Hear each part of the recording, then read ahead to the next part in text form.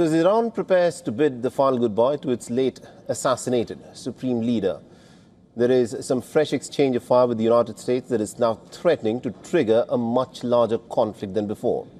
Ayatollah Khamenei's burial follows a multi-day funeral ceremony that has attracted millions of mourners across cities in both Iran and Iraq in the Shia Crescent.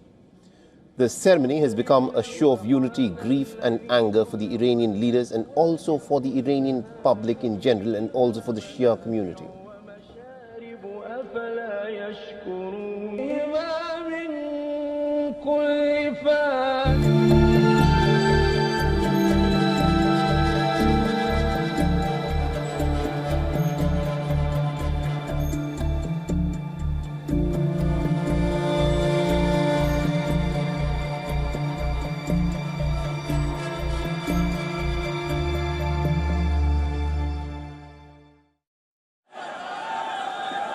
And just as the final funeral rites head into their final day, the Americans launched some more attacks on Iran. In retaliation, they claimed, for attacks on the shipping in the Strait of Hormuz. Iran has said that 2 days of US strikes had killed at least about 14 people and had left at least 78 others injured. The US Central Command said that they struck approximately 170 military targets in a span of 2 days, 90 of them on the second day. Iran's Revolutionary Guards have accused the United States of targeting 2 bridges leading towards Mashhad in an effort to overshadow Khamenei's funeral. The train service between Tehran and Mashhad was suspended, and all of this just hours before Khamenei was to be buried in the city.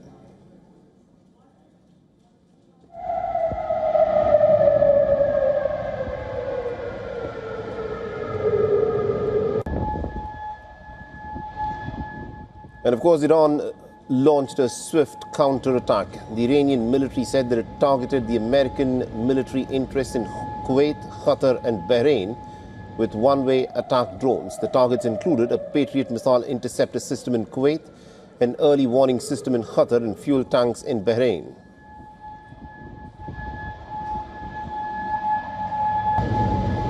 Now, the latest exchange of strikes appear to dim the hopes of turning a memorandum of understanding into a permanent deal to end the war.